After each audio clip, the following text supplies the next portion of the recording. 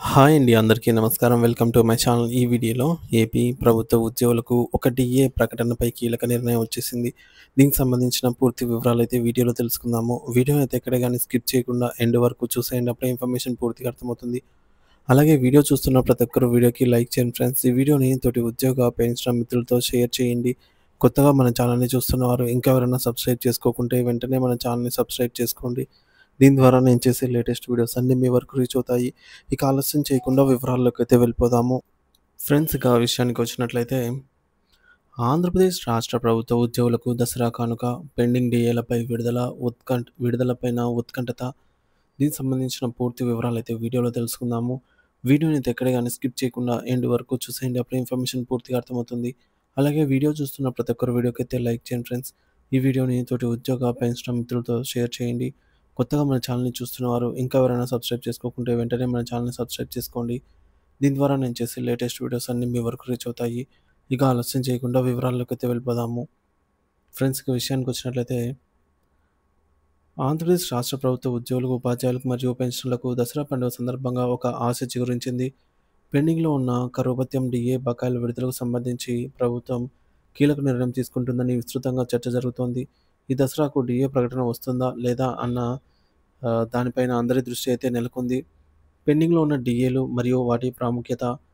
ప్రస్తుతం 2024, 25 సంవత్సరాలకు గాను మొత్తం 4 డీఏలు పెండింగ్‌లో ఉన్నాయి. ఈ 4 డీఏలు కలిపి మొత్తం వారి బేసిక్ పేలో 10.92% అంటే దాదాపు 11% వరకు ఆహ్, పెరగాల్సి ఉంది.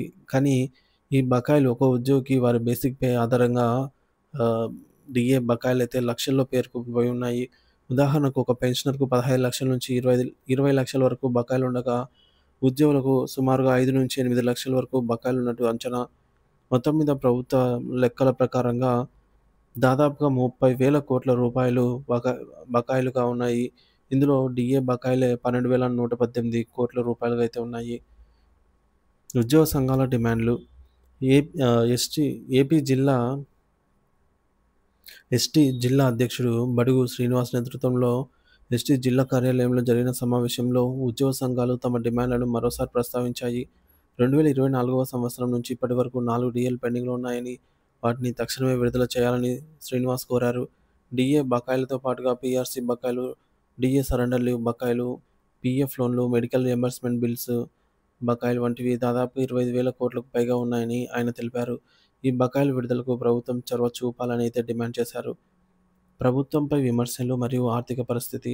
అసెంబ్లీ సమావేశాల చివరి రోజు ప్రస్తుత మరియు మాజీ ఎమ్మెల్యేలకు పెన్షన్లు, వైద్య సదుపాయాలు మెరుగుపరచాలని అసెంబ్లీ కమిటీ సిఫార్సు చేసిన విషయాన్ని శ్రీనివాస్ ప్రస్తావించారు.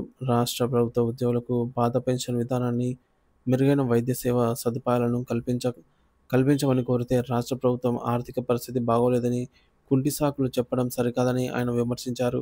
ప్రభుత్వం తమకొక న్యాయం, ఉద్యోగులకు మరో న్యాయం అన్నట్టుగా వ్యవహరిస్తోందని ఉద్యోగ సంఘాలు ఆరోపిస్తున్నాయి. ఇక ఇతర డిమాండ్స్. డీఏ బకాయిలతో పాటుగా ఈ మేరకు పీఆర్సీ బకాయిలు, అలాగే కొత్త ఉపాధ్యాయులు పాఠశాలలకు వస్తున్నందున ఇప్పటికే ఉన్న ఉపాధ్యాయులను పాఠశాలలకు సర్దుబాటు చేయాలని కూడా శ్రీనివాస్ కోరారు. ఇది విద్యా వ్యవస్థలో సమతౌల్యతను సాధించడానికి మరియు ఉపాధ్యాయుల కొరతను తీర్చడానికైతే సహాయపడుతుందని ఆయన అభిప్రాయపడ్డారు. ప్రభుత్వ ఉద్యోగులు, ఉపాధ్యాయులు మరియు పెన్షనర్లు ఈ దసరాకు డీఏ ప్రకటన వస్తుందని, తద్వారా తమ ఆర్థిక కష్టాలు కొంతవరకు తీరుతాయని ఆశిస్తున్నారు. ప్రభుత్వం సానుకూలంగా స్పందించి త్వరితగతిన డీఏ బకాయిలను విడుదల చేసి ఆ ఆనందకరమైన వాతావరణాన్ని సృష్టించాలని ఉద్యోగ సంఘాలు కోరుతున్నాయి. ఈ నిర్ణయం రాష్ట్రంలోని లక్షలాది మంది ప్రభుత్వ ఉద్యోగుల కుటుంబాలపై గణనీయమైన ప్రభావాన్ని చూపుతుంది అని చెప్పవచ్చు.